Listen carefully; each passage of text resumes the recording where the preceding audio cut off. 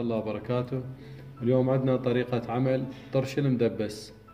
نحتاج هنا عندنا خضروات مشكلة، إذا تردون تسووها يعني بالملح الخشن وتنقعوها فد شهر أو 3 أسابيع، وتنقعوها كاملة وبعدين تطلعوها وتشرحوها.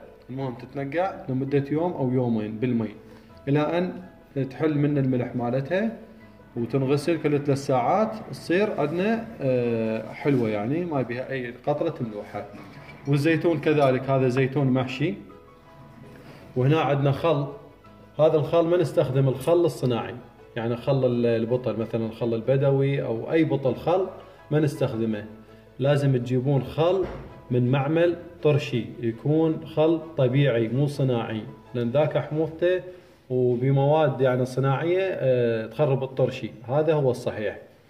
ونحتاج هنا كوب من الصاص، وكوب من الدبس، وربع كوب من زيت الزيتون، ملعقتين من بهارات الطرشي، وملعقة للبطنج، وملعقة نعناع، وملعقة شبنت.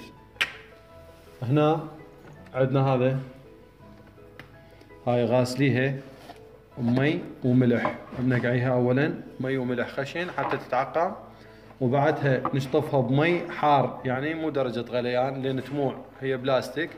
اذا قزاز عادي درجة الغليان عالية، فدرجة الحرارة 80 الى 90. نشطفها وننشفها، وايديكم تكون معقميها ايضا او تلبسون شيف، لانه الطرش يتاثر بسرعه ويخرب ويصير بيه عفن.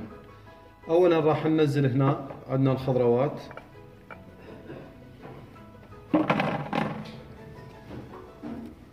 هاي خليناها هيجي،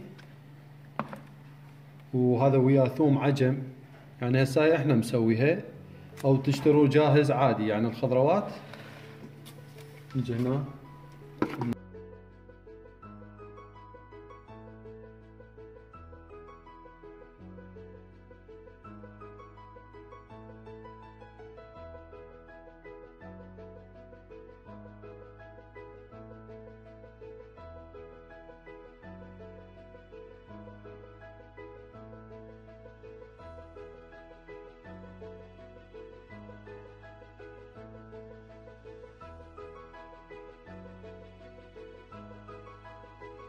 هذا كمل عندنا.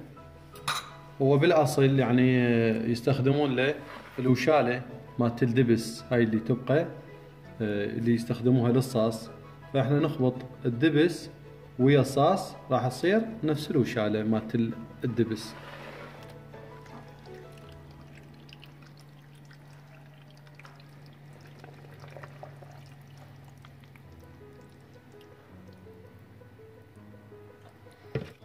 ويبقى اقل شيء 3 ايام ويستخدم اقل شيء. اخلوها حيل، ويا حبذا يعني اذا تخلوها فد علاقة سوداء على مود تخمر على راحتها. وراح نتركها احنا 3 ايام ونستخدمها ونراويكم مرحلتها الاخيرة.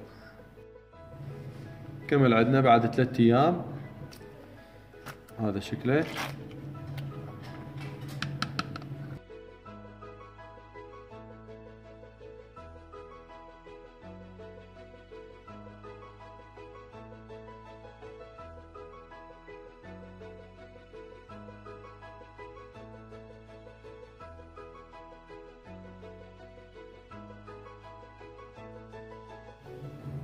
وإن شاء الله يعجبكم، ونلتقيكم بفيديو آخر من أكلاتنا العراقية، وأودعناكم.